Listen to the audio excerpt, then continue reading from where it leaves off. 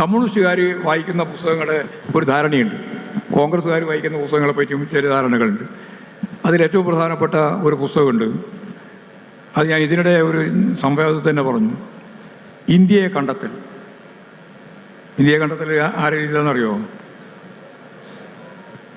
ഇന്ത്യയെ കണ്ടെത്തൽ എന്ന പുസ്തകം ഡിസ്കവറി ഓഫ് ഇന്ത്യ ആരെഴുതിയതാ?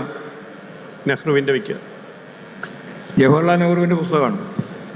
വിശ്വചരിത്രാവലോകം. അത് ആദ്യം പറഞ്ഞ പുസ്തകത്തേക്കാൾ കുറേയും കൂടി വലുതാണ്. വലിയ പുസ്തകം, രണ്ടും മലയാളത്തിലുണ്ട്. ഞാൻ ആ പുസ്തകം സൂക്ഷ്മമായിട്ട് വായിച്ചപ്പോഴാണ് എനിക്ക് ഗാന്ധിയെ പറ്റി, നെഹ്റുവോട് വളരെ വലിയ ബഹുമാനം തോന്നിയത്. ആ പുസ്തകം യഥാർത്ഥത്തിൽ മാർക്സത്തെ അടിസ്ഥാനപ്പെടുത്തി എഴുതിയ പുസ്തകമാണ്.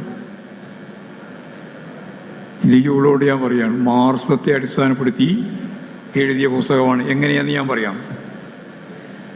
മാർക്സും ദർശനം ഇവിടെ പറഞ്ഞതുപോലെ, കൈനകാദർ പറഞ്ഞതുപോലെ വൈരുദ്ധ്യാത്മക ഭൗതികവാദമാണ്. വൈരുദ്ധ്യാത്മക ഭൗതികവാദ ദർശനമാണ് അതിൻ്റെ എല്ലാ അർത്ഥത്തിലും. ഈ വൈരുദ്ധ്യാത്മക ഭൗതികവാദമെന്ന മാർക്സ്യൻ ദർശനം മനുഷ്യ സമൂഹത്തിൻ്റെ ചരിത്രത്തിലേക്ക്, സാമൂഹ്യ വികാസ ഘട്ടങ്ങളിലേക്ക് പ്രവേശിപ്പിച്ചാൽ കിട്ടുന്നതെന്തോ അതാണ് ചരിത്രപരമായ ഭൗതികവാദം. ജവഹർലാൽ നെഹ്റു എഴുതിയ ഈ രണ്ട് പുസ്തകവും ഞാൻ നല്ലതുപോലെ മനസ്സിരുത്തി വായിച്ച രണ്ട് പുസ്തകങ്ങളാണ്. കാരണം ഞാൻ മാർക്സത്തെ അടിസ്ഥാനപ്പെടുത്തിയിട്ടാണ് ജവഹർലാൽ നെഹ്റു രചന നടത്തിയത് എന്ന് പറയുമ്പോൾ ആൾക്ക് ഭ്രാന്ത് വരും, പ്രത്യേകിച്ച് ലിജുവിനെ പോലുള്ള ആൾക്ക്. അങ്ങനെയാണോ? അതാണ് ഞാൻ പറയാൻ പോകുന്നത്. ചരിത്രപരമായ ഭൗതികവാദം എന്ന് പറയുന്നത് വൈരുദ്ധ്യാത്മക ഭൗതികവാദത്തിൻ്റെ ചരിത്രത്തിലേക്കുള്ള സന്നിവേശമാണ്. അപ്പോൾ എങ്ങനെയാണ് ചരിത്രം രൂപപ്പെട്ടു വന്നത് എന്നുള്ള ചരിത്രപരമായ ഭൗതികവാദമാണ് ഇന്ത്യയെ കണ്ടെത്തൽ എന്ന പുസ്തകത്തിൻ്റെ ഉള്ളു.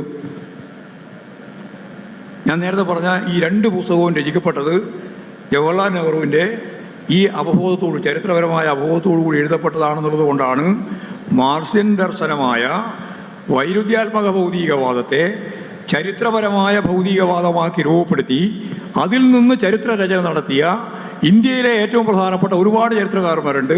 അതിൽ ഏറ്റവും പ്രധാനപ്പെട്ട ചരിത്രകാരന്മാരിൽ ഒരാളാണ് ജവഹർലാൽ നെഹ്റു.